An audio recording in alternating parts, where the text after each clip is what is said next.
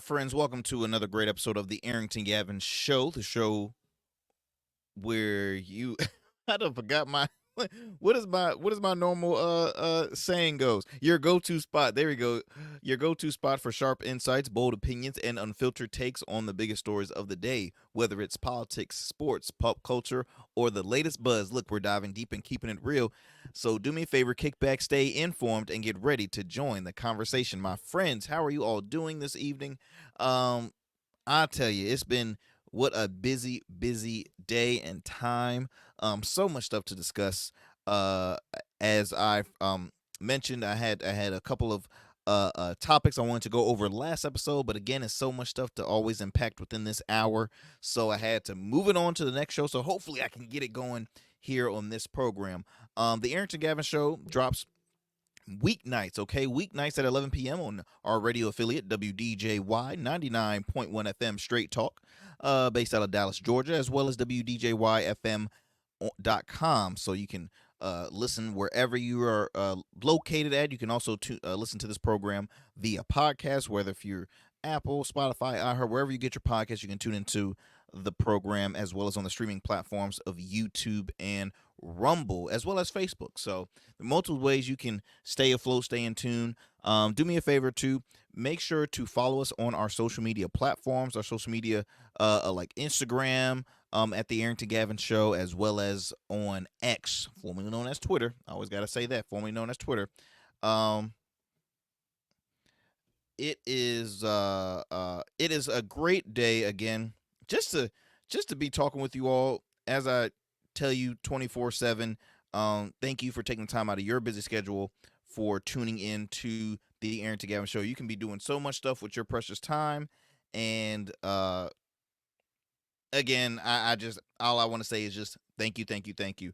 Um, let's get it going with what we have in store for you all. So, comedic icon, star from the hit comedy show Seinfeld, Jerry Seinfeld, says, "Look, he regrets blaming the extreme left for all of the um um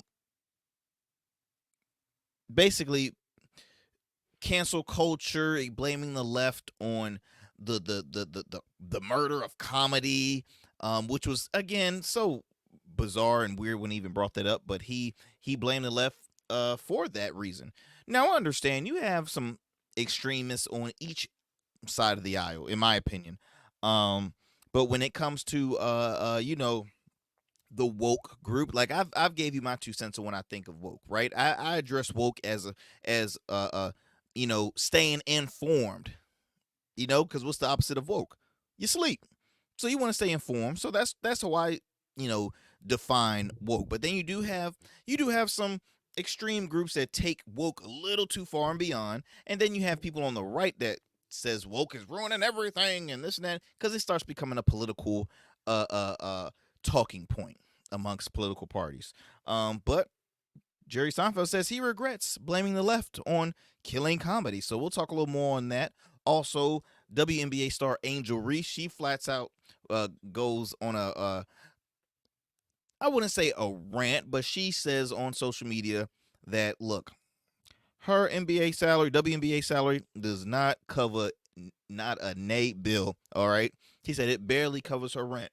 So she just see I don't know what was the reason. We of course we all knew that uh uh WNBA players does not get paid a lot due to, again, money that they bring in. But I will say this: it has seen a huge boost in record numbers and attendance and revenue this past year, and we hope to see a new change and shift within the WNBA, because these athletes have been professional athletes for years. Okay, it shouldn't have to take someone like a Angel Reese or Caitlin Clark to finally give them what they rightfully deserve. But I will say, because I've heard so many people say that they've always had talent, and they've always had the right competition, and the fact that it's just given us they're having their rightful due this year, which is not all a lie. But here's the thing: a person like Caitlin Clark, like a Angel Reese, they're public figures. They were public figures before they were even in the WNBA. They made a name for themselves in the collegiate league that it brought in so much fan base to the league. So yes, I do think that they have helped and that they have something to do with the boost in revenue and viewership. Now, disagree with me if you want to. I could care less, but that is my take on that. But moving on from there, Coca Cola recently did a recall on some lemonade that was supposed to be saying sugar free or zero sugar, and guess what? It has sugar in it. They lied to us this whole time. You mean I was drinking sugar? So we'll talk about that later on in the show. And let's get it going. We are going to discuss more in regards to the black vote, the importance of black votes, black men specifically, and why it's such a conversation amongst media outlets. Oh, this side is gaining more black male votes. This side is gaining less male black votes. Male black votes are not even going to be voting this year. Let's talk about it more. I've talked a little bit about it on the last episode, but I want to talk more about it because it is very important. We are in a huge, crucial election season right now, and I just want to throw in my 2 cents as always. So we're going to get it going from there. Before I move forward, I always have to shout out our awesome small businesses that support this show, like my friend Mr. Bernardo Johnson. He is the founder of Bernardos Menswear, which is a storefront located in Norfolk, Virginia. But you can also shop online at www.bernardosmenswear.com. Look, Bernardos Menswear keeps you looking swagged out from head to toe. Casual, business casual, custom, you name it. He has all the right threads for you to help make you feel good, right? And look, as a small business owner, as a man that I guess you can consider an up-and-coming public figure, myself, dealing in radio, I go to a lot of public functions, networking events, sometimes events I'm emceeing, and I make sure I want to look sharp. I want to look swagged out, and even just in general, my appearance is a part of my brand.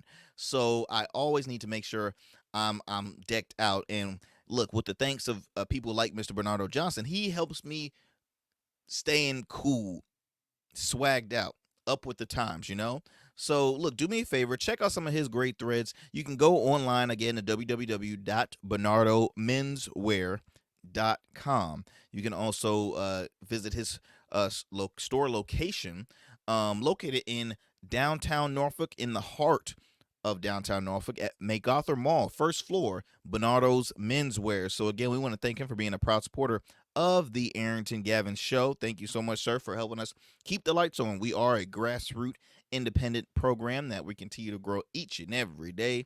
And so I just want to say thank you. We're going to move it on to a commercial break, my friends. When we come back, we'll have more here on the Arrington Gavin Show. Don't go anywhere and do not change that dial. You are listening to the Arrington Gavin Show. Just like a winning team evolves throughout the season, so does your beard. I'm Arrington Gavin, proud CEO of Rugged Evolution Beard Care. With our premium oils, balms, and grooming tools, it's everything you need to level up your beard game. Whether you're a seasoned pro or a rookie, Rugged Evolution is the new smooth. Order now and dominate the beard game like never before. Rugged Evolution Beard Care, because every beard deserves to be legendary.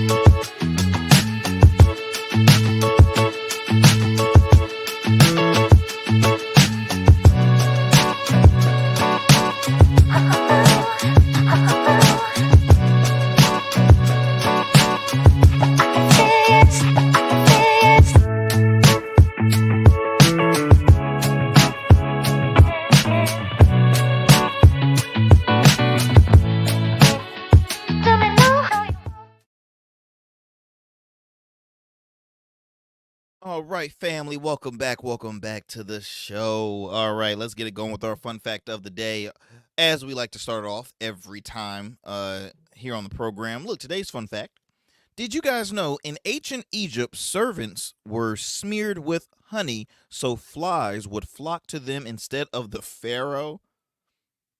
That doesn't make any sense, I know, but hey, it's true. It's true. They smeared themselves with honey so that flies will flock to them instead of the pharaoh. Smart, because they're like, look, I don't want to be bothered by that man. What's going to prevent him from ever coming near us? I got it. Flies. Honey. Let's smother ourselves up with honey. I mean, like, they did all they can, but that's how you know how extreme it was back then. When it came to, to servants and just the strenuous labor that he put them through and hell he put them through. So look, that was an interesting fun fact. But like I mentioned before, we've come up so far.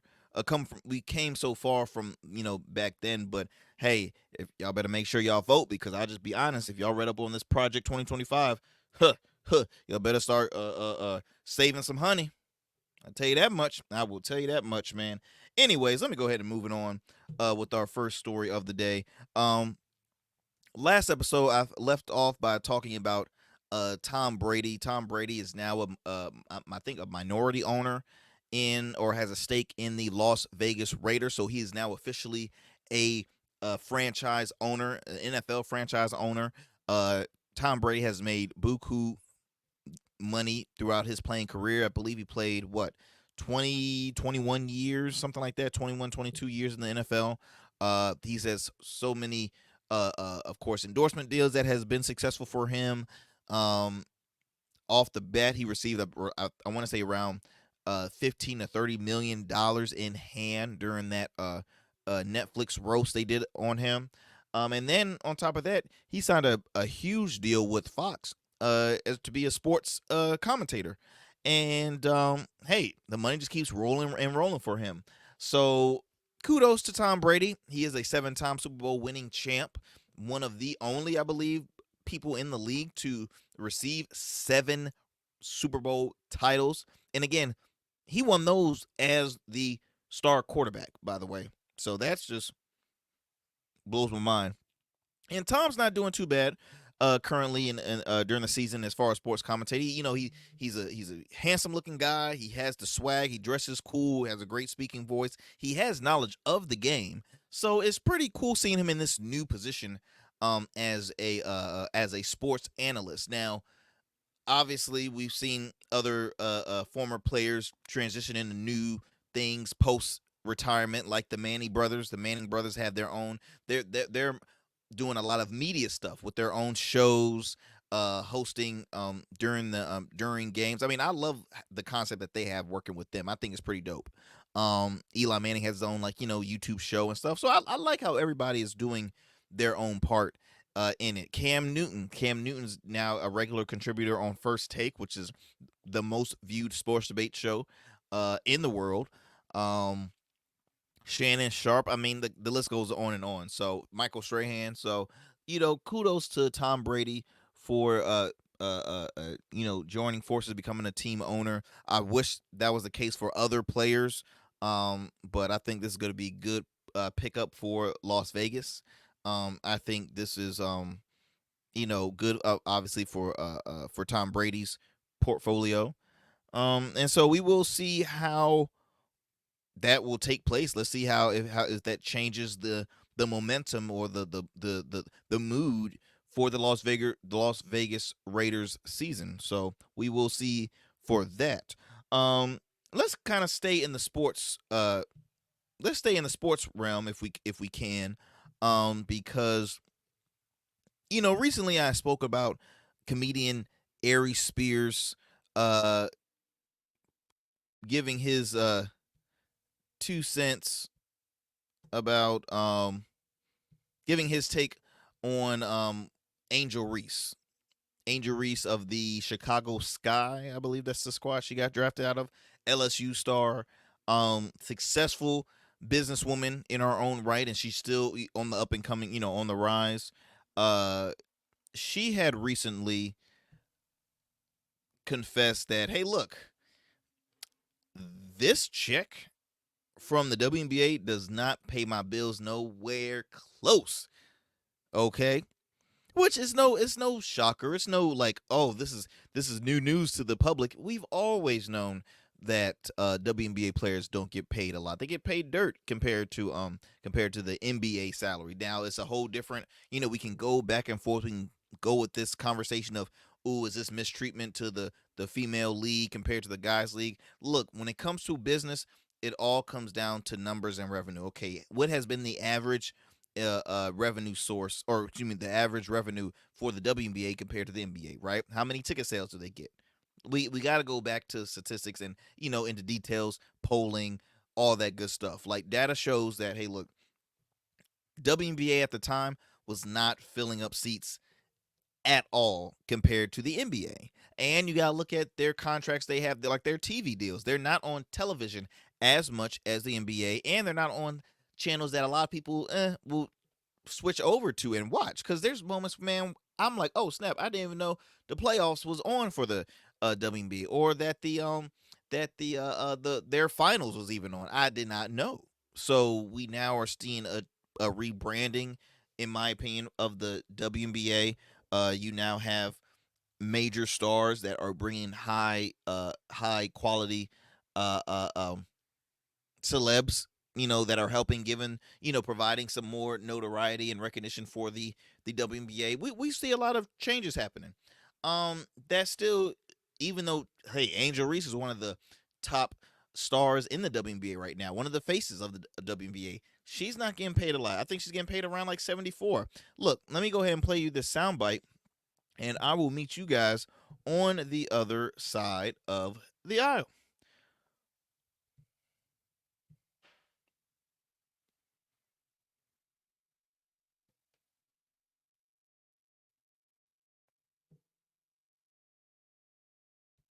They don't pay my bills at all. I don't even think that pays one of my bills. Literally. I'm trying to think of like my rent for where I stay at. Let me do the math real quick. It might cover that. Yeah, it Isn't covers it, that. It definitely covers that. What is my, I don't even know my salary. 74? Okay. Times. Here, I'll do it. Yeah. They I don't can't even pay know my my salary. bills. Does They it? can't pay my I don't bills. even. Yo! I'm living beyond my means. It's like, no, my rent is more than that. It's 8,000.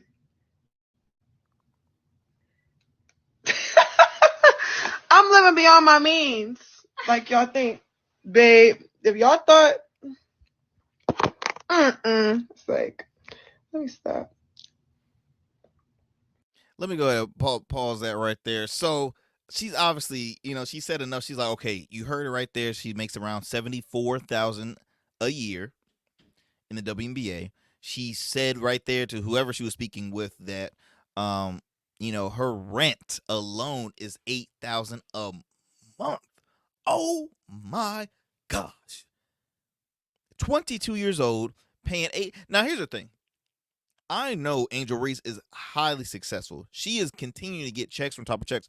But here's where I think she needs to have the right person managing her money, because at 22 years old, you know what you can do with $8,000 a month. Okay, so let's do the math right here. Let's do the math, because I'm big on generational wealth. Let me go ahead and do the math. So 8,000 times 12, that's $96,000 a year, y'all. $96,000 a year. Okay, so she's already making 74,000 a year just in the WNBA. Now, I believe when she was in college off of NIL deals, she was making at least $5 million in NIL deals alone, just in NILs, name, image, and likeness. She was making a lot of money just off NILs. Now she has a podcast out now. I know she has a stake in ownership of a soccer team, professional soccer team. So she is doing great for herself at the age of 22. But again, your tomorrow is never promised as far as your career in basketball. All right? Being a professional athlete is a huge risk. You can get hurt at any time of the day. All right? And that right there can slow down that little $74,000 a year. And let's be honest, you could have just been, say, okay, I'll just stick with the career I made in college basketball and do sports analyst stuff like that. Like there's always going to be an avenue for her. But I'm just saying, tomorrow's never promised for your career in the WNBA. And that just happens not just in the WNBA, but in all professional sports. So if you're over here spending $8,000 and you play for a team of Chicago, I ain't know Chicago had, skyscrapers like that. Like, rent. I mean, where in Chicago is she living at? Because Chicago a little rough now. So $8,000 a month is crazy, especially for a 22-year-old. So I would say this, Miss Reese, $96,000 a year. You can at least buy some property, some land in the country, expand that out to something. Go to Georgia, buy some acres. Go to Mississippi, go to Louisiana. Go to your old stomping ground. Go to Louisiana, buy some land. Buy some duplexes or triplexes. Do something that's really beneficial for your funds. But 96,000, girl, you got to do a little better than that. But look, it brings a conversation. When will salary start to change in the WNBA? Because I've mentioned earlier that the shift now is starting to progress. Record numbers in attendance in a lot of games, right? We're seeing viewership numbers for the I think they're in the finals now, if I'm not mistaken. So we see an adjustment. We see a change happening in the WNBA. So when will they can at least say you can make six figures a year, at least six figures, right? Fingers crossed that it will be very soon, so we wouldn't have to catch Miss Reese going on these like, this stuff don't pay nothing. It don't pay nothing, man. I make so much more than what I make in the WNBA. So we shall see. We shall see. But big ups to her and her success, and hopefully that stuff will change. Before I move on to another conversation, I'm looking at my time, making sure I'm not missing anything, because I'm looking at an article reported by USA Today talking about here's a funny thing too. Everybody that was listening to this video literally did not pay attention at what she was talking about. They all said, "Hold up, did she just say 8,000 a month?" Like all the family in you, the cousin or the relative was like, 8,000 a month, girl. You better find you something cheaper. I don't even think my mortgage is not even nowhere near close to 8,000 a month. So let's do better, folks. Let's do better. I mean, look, this past season she suffered a season-ending wrist injury, which, in my opinion, hurt. That had hurt her with her it hurt her chances to receive and be crowned Rookie of the Year, because really her and Caitlin Clark, they were neck and neck. So due to this wrist injury, it prevented her from moving on, succeeding throughout the season, because she was doing great this season. I kid you not, she was doing phenomenal.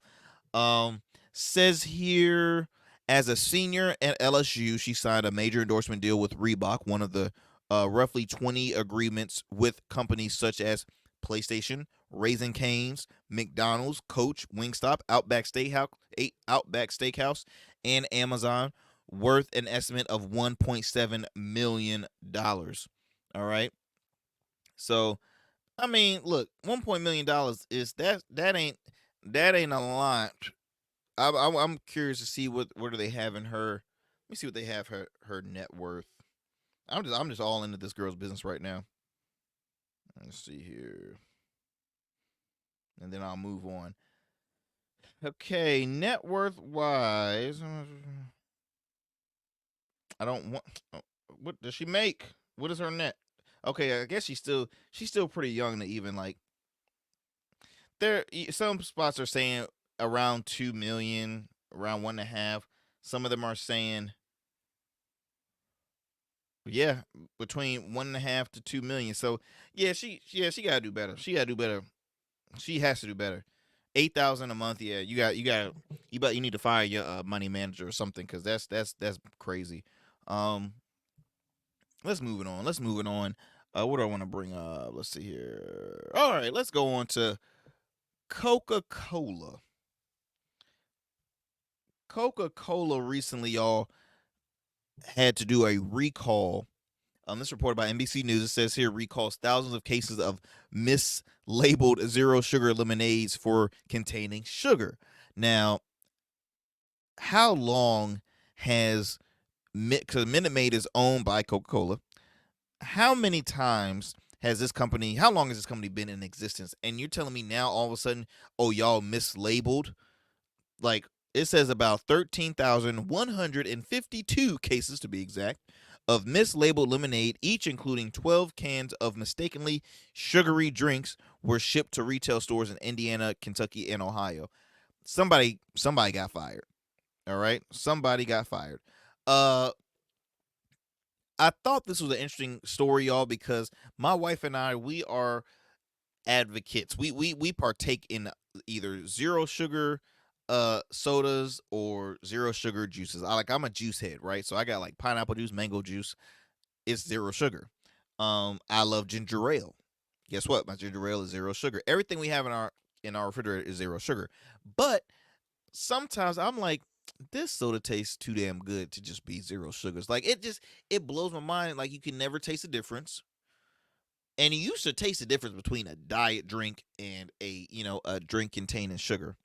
So, I don't know. I feel like I'm being misled. I feel like I'm being lied to with some of these zero sugar drinks, especially now that I've seen this story. So let me give you more details. It says here thousands of cases of improperly labeled Minute Maid zero sugar lemonade have been recalled after they found to contain the regular formula of lemonade with 40 grams of sugar, according to the Food and Drug Administration. Now, about 13,100, I gave you that number, I'm not going to repeat it, of mislabeled lemonade, each including 12 cans, were shipped to those selected states that I mentioned in Indiana, Kentucky, and Ohio. And look, them states, they need their sugar-free stuff. But anyway, in addition to the 40 grams of sugar, regular Minute Maid lemonade contains 30 times the calories and over 20 times the total carbohydrates of Minute Maid zero sugar lemonade, according to the nutritional facts listed on Instacart. So it says here that the FDA enforced report said that Coca-Cola issued a recall, but news release was never publicized. So FDA classified the recall as Class 2, which involves a health hazard situation where there is a remote probability of adverse health consequences from use of the product. Now, concerned consumers can distinguish affected cans by searching for the codes. They have codes Feb 1725 CNA and then Feb 1725 CNB printed on the cartons and the bottoms of the cans. Coca-Cola did not immediately respond to a request for a comment. Of course they did. They're like, who cares? It was just only in 3 states. We're fine. But again, y'all, it brings the question, the sugar-free drink or the zero sugar drink that you have in your refrigerator, right? Is it really sugar-free? Is the diet drinks that you drink really diet? Is the low sodium food you eat really low sodium? Got me thinking.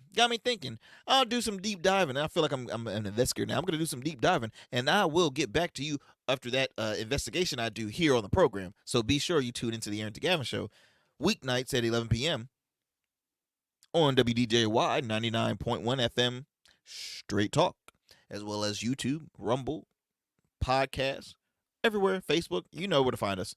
Let's see here. We're going to take a commercial break, my friends. Don't go anywhere. You are listening to the Arrington Gavin Show. Don't change that dial.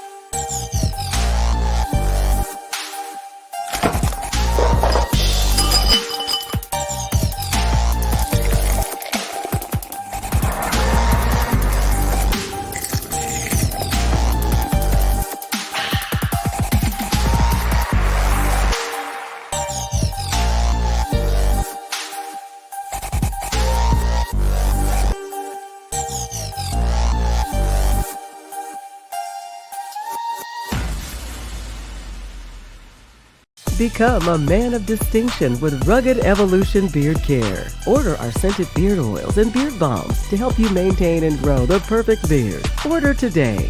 Try our men's care products like the full body exfoliating cleansing bars, body wash, smooth stash, and more. Log on to our website or download our app to place your orders. Rugged Evolution Beard Care. We're your luxury but affordable men's care line. And remember, rugged is the new smooth.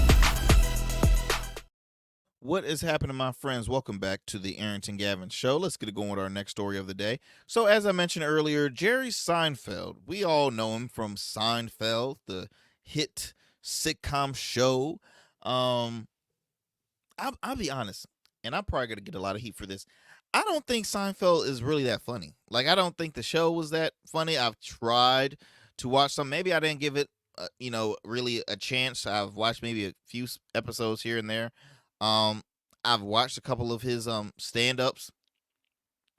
I've seen now I did like his show Comedians in Cars drinking coffee or having coffee. I thought that's a great concept. I thought it was a dope show. I tuned into a lot of his episodes. But I don't get it. I mean, look, and I'm a person that I love comedy. I respect the art of comedy. I love stand up comedy. I do. I really do. But I just don't.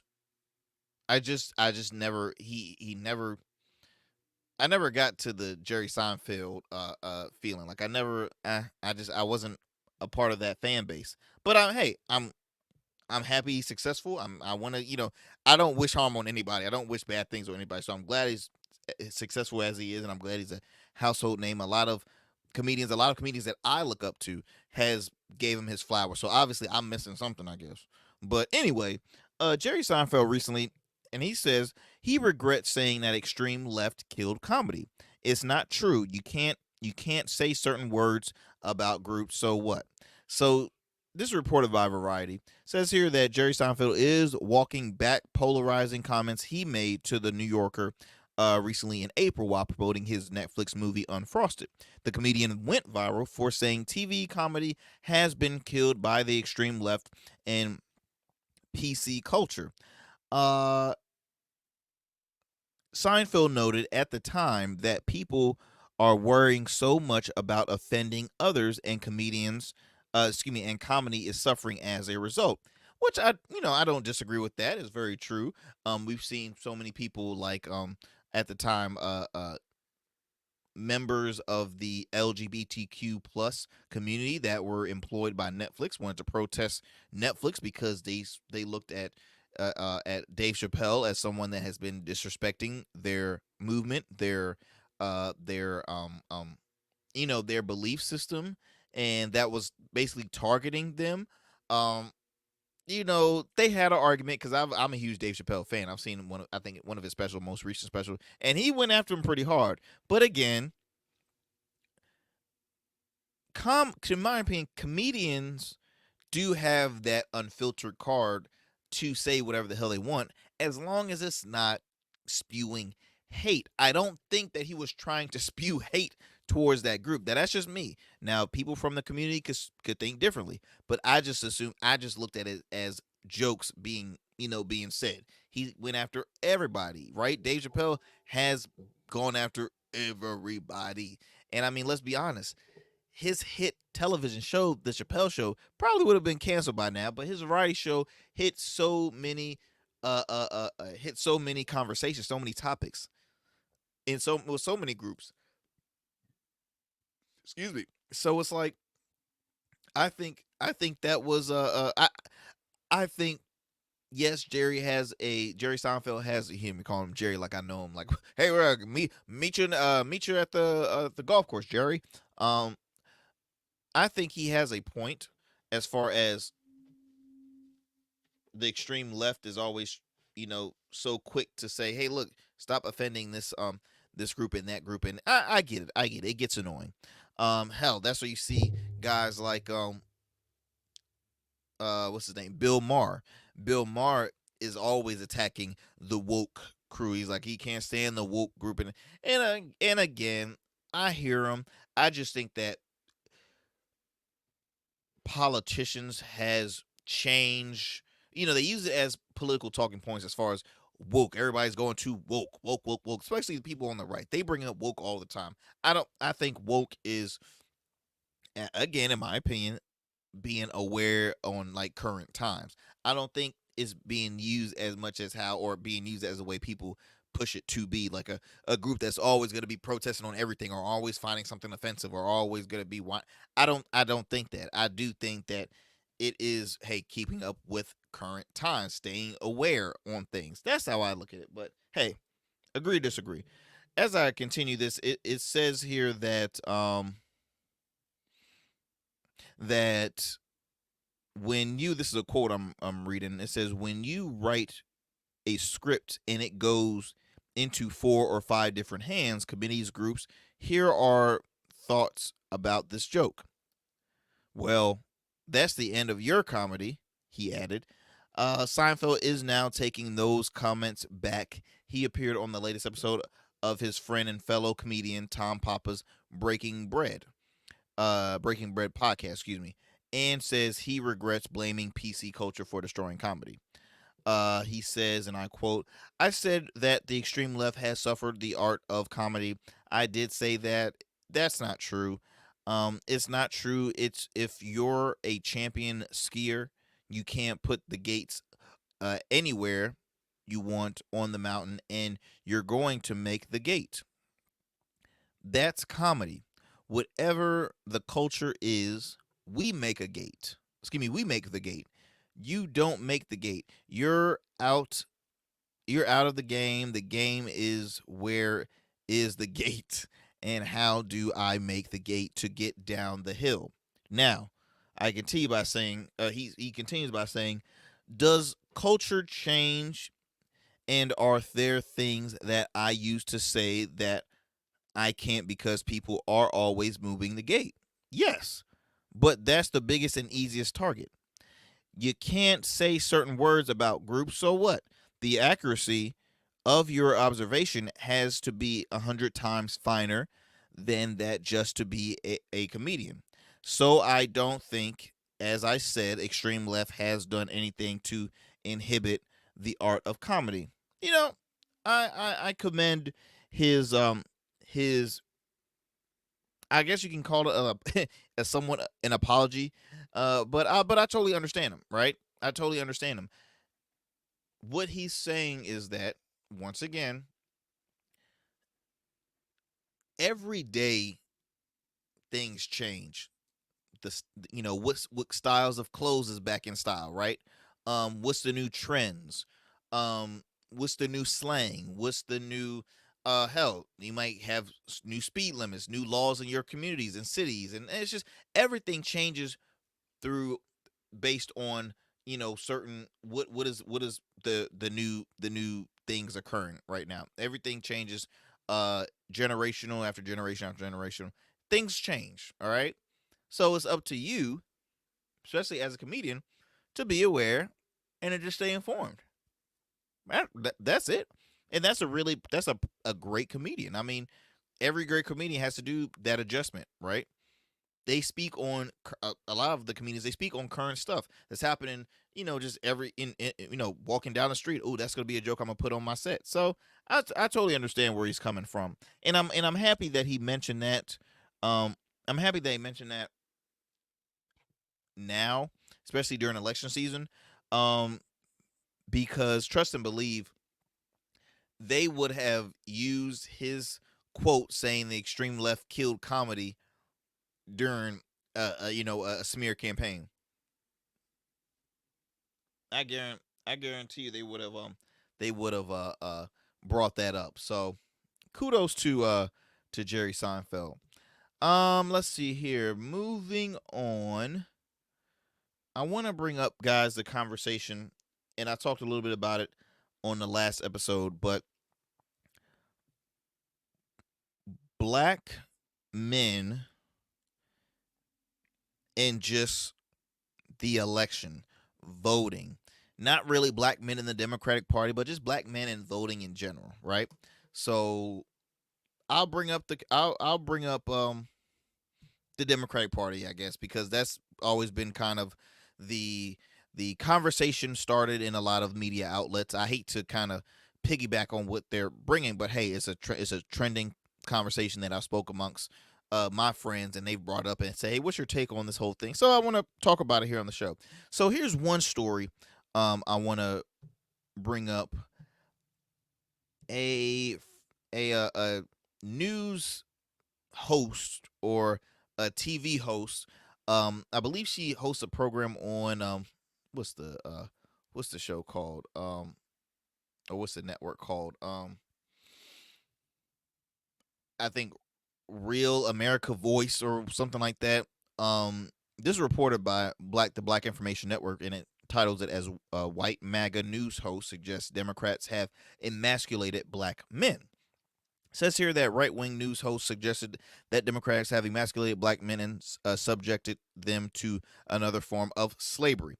During a panel discussion on Real America's Voice, news host Gina Loudon, self-identified as an OG Trump supporter, attempted to explain why black men are reportedly more willing to vote for the Republican nominee than ever before.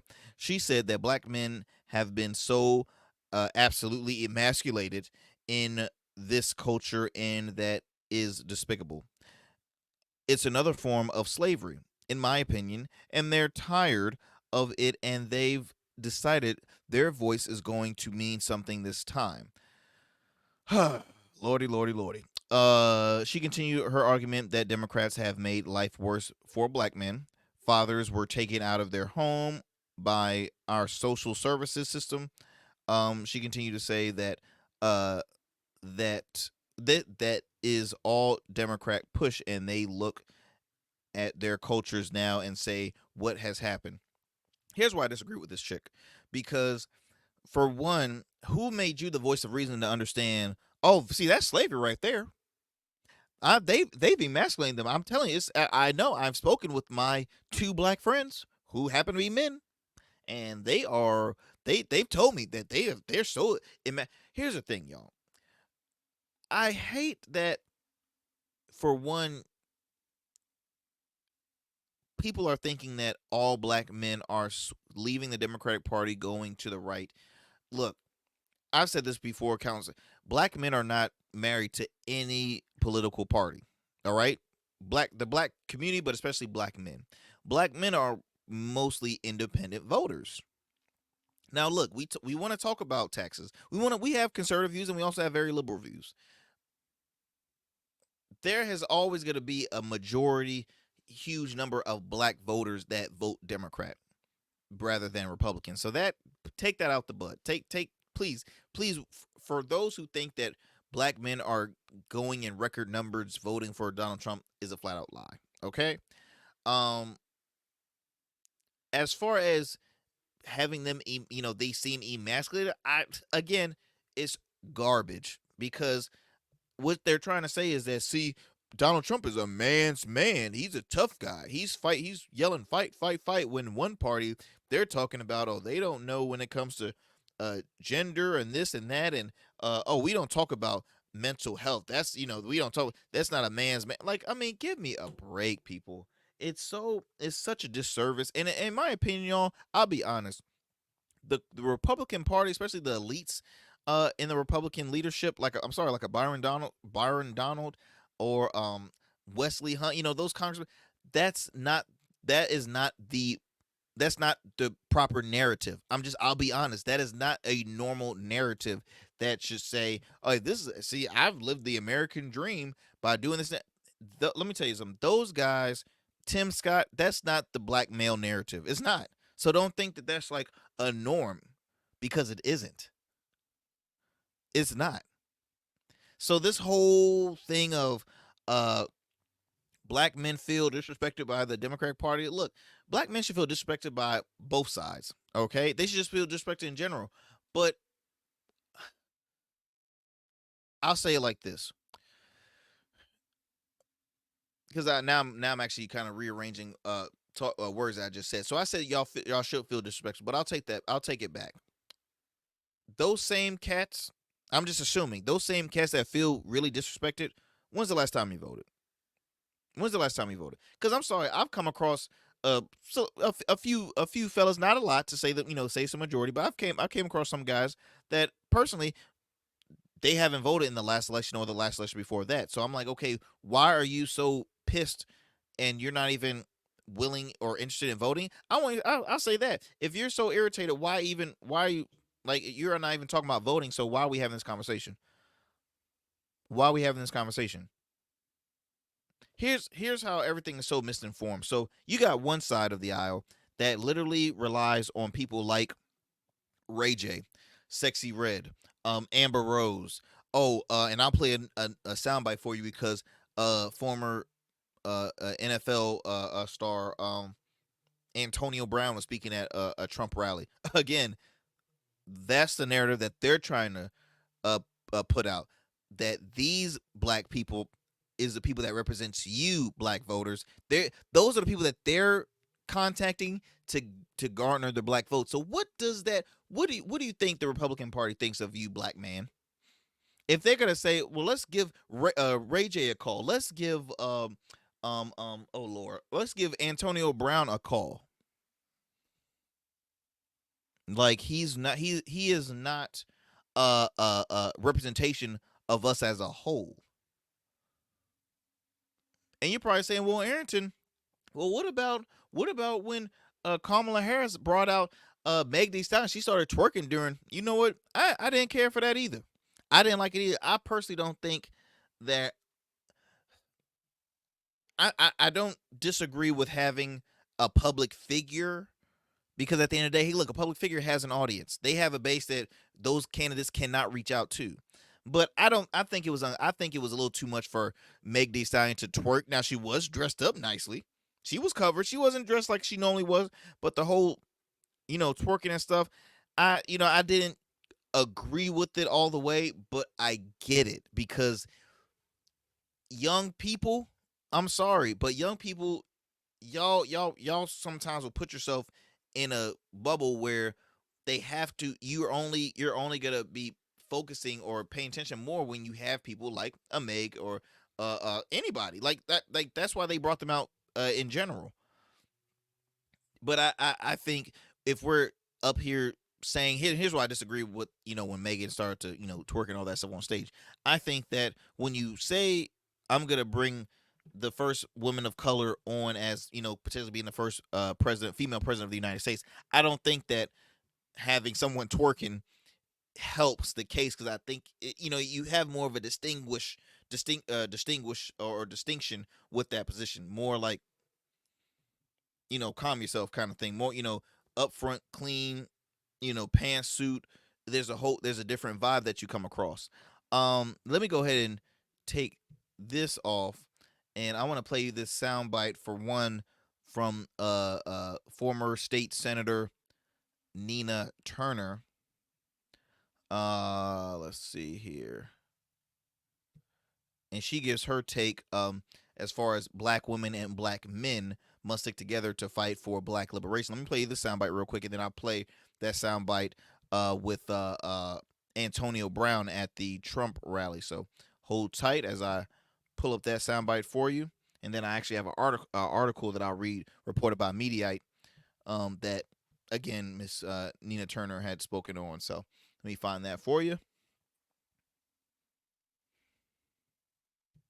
For me, the Democratic Party emasculates black men. And I think Hispanic men probably feel the same way. And I say this because they weaponize identity. When and where we enter, who we are, how we identify is important to who we are, just like our fingerprints. But if you're not going to use my identity to advance a social justice cause, and you're just going to use my identity as a blunt force object, now I got a problem. So what the Democratic Party does, they put black women on a pedestal and they say, we're the mothers of the movement, or we saved the party. But yet you don't put forth policies that save black babies. You don't put forth policies that deal with the maternal death rate of black women and black babies in the United States of America. You don't do those things that lift and edify. Yes, identity is important. Both parties use it differently.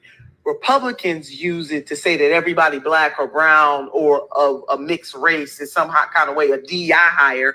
They use it to say certain books will be banned. Don't tell the truth, the whole truth, and nothing but the truth about how this country was formulated, because you might hurt a white child's feelings by saying that, yeah, chattel slavery existed. And oh, by the way, white powerful folks stole the land from the indigenous people. So all of those things, Chinese Exclusion Act, I mean, we can go down the list, but Democrats use it in a way that alienates other folks, and it offends me. So when I talk to black men across this country, they don't see themselves in this party. It's one thing to recognize the power and prowess of black women and the sacrifices that we make. It is another thing to put us above black men. The black struggle, black men and black women have to be together. We don't have the luxury to be separated. And so I resent the Democratic Party for doing that. And so black men do not see themselves in the party. That bravado, because we got a kind of masculine energy, and masculine energy is not all bad, but the type of bravado that Trump puts forward is still very much rooted in a hierarchical patriarchy. And a lot of men gravitate to that. All right, so that was former state senator of Ohio, Miss Nina Turner. Huge fan, but honestly, I'll be honest, I disagree with what she had said, because I just, me personally, I don't see that. Like, she makes great points, but I don't all the way agree with what she had said. Now I'm gonna play. This recently was Donald Trump was on Fox and Friends, and here's what he had to say of what he would do once in office. Now, once in office, this is some of the things that he will do once elected. So I want this is for you, black men and black people in general that are supporting this man for president. So just hold tight. Listen to this. Anything to do with school choice, but also separate from school choice, we're going to take the Department of Education, close it. I'm going to close it. We'll have one person. It could be you if you decide to retire. Okay, Mr. President, here's what bothers central cast. here's what bothers me about that. So let's say you have a liberal city, let's Los Angeles, San Diego, and they just decide we're going to get rid of that history. We got new history. This is America built off the backs of slaves on stolen land. And that curriculum comes in. Then we don't send them money. We would save half of our budget. Okay. Anything to do with school choice, but also separate from school choice, we're going to take the Department of Education, close it. I'm going to close it. We'll have one person. Could be you if you decide to retire. Okay, Mr. President, here's what bothers me. Central cast. Here's what bothers me. So right then and there, okay, he's talking about ending the Department of Education. Stop the funding, especially districts who teach about who will be teaching about slavery. Because see, here's the thing: there's so many schools, especially schools out in Florida. The whole teaching Black history is like they don't want it in schools anymore. Taking school books talking about Black history. Here's the irritating thing, y'all. You have to realize, y'all do know Black history is American history. That's a part of American history. You can't just skip over that because little Jimmy or Miss Cindy feels so bad. She feels like she's being attacked. Look, their asses wasn't living during that period. None of us were. But guess what? It's a part of American history. It happened where? In America. It happened way back then during the Civil Rights time, way before then. So it's a part of American history. So when you start, again, I just think I think it's so interesting that Republican Party is all about freedom of this, freedom of that, but yet they want to start prohibiting things that make them feel uncomfortable. Look, in order to grow as a society, you have to have those deep dive conversations. To me, when they learn about history like that, that's what brings cultures together, because they're like, okay, what can we do to help prevent this horrific events and acts from ever occurring? Like, come on, y'all. Really? You want to just take down the Department of Education? So I guess we all just gonna be stuck on stupid, huh? like Mr. Donald J. Trump himself. Like this is ridiculous. This is flat out ridiculous. Look, y'all, I'm running low on time. I'm trying to see, do I have another? I'm running very low on time, but I'm gonna continue to talk more on this conversation about Black men against the Democratic Party and just black men in general, because this is so important, y'all. It is so much stuff at stake in this upcoming election. Um, I don't think if you push to see female leadership or a female in higher position, I don't think that emasculates uh uh uh uh emasculates a man. Okay, I think that continues to make men even stronger and more masculine, because look, you're literally saying, no, I'm gonna back a female. Because let's be honest, us men, when we have questions that need to be answered, who do we go to? Women. Majority of us that were raised by who? Women. When it comes to finances and things like that, yeah, some of us might, we might bring the salary, bring the check home, but guess who's paying the bills? Guess who's putting on paper? The missus. Why? Because they're educated. They're high. Look, my wife has a master's, y'all. She's highly educated, more educated than me. And I have nothing wrong. I'm one of her biggest cheerleaders, and I'm proud of her, because I know we live in a world where it's like that's never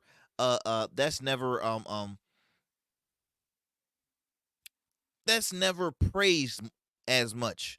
You know what I mean? I just feel as though, like, me personally, I feel like men, we have to continue to praise our queens. Black women, white women, all women. We need to continue to praise them. Now, I think the Democratic Party, what they struggle is why men are leaving, is that their messaging sucks. They don't speak a lot on their accomplishments. Like, a lot of people keep on saying, "Oh, Donald Trump is the guy that brought out the STEMIs." No, that was not. See, under Donald Trump's administration, it was a majority of if I'm not mistaken, it was a majority Democratic Congress and Senate. Congress passed those stimulus checks. Okay, Donald Trump just wrote his signature on there, but it got passed in Congress. Okay, we go back to the Biden administration. They're saying, "Oh, it was awful. It was awful." Well, guess what? It was a majority Republican Senate and Congress. You had a Republican majority speaker. So all that crap that you boo-hooing about, oh, this went down during the Biden administration. Well, guess what? You had a majority Republican Congress. So think about that. I keep on running out of time, man. I gotta do better. But y'all, please, please, please make sure you do your part. Get out there, vote, vote, vote, vote. All right, vote. November 5th. November 5th will be here before you know it, my friends. Do your part. Vote. Ask a friend. Get out there, vote, man. Look, I will be speaking with some young voters, hopefully young people that can get out and vote, man, because there's a lot of young people that are still choosing, relying on the couch and not relying on vote. Just remember, your vote is your voice. So if you want to be heard, get your ass out there and vote. Look, my friends, I got to go. Be sure to tune into the Arrington Gavin Show weeknights at 11 p.m. on WDJY 99.1 FM Straight Talk, as well as on podcast, YouTube, and Rumble. I'll see you next time, my friends. Peace and blessings.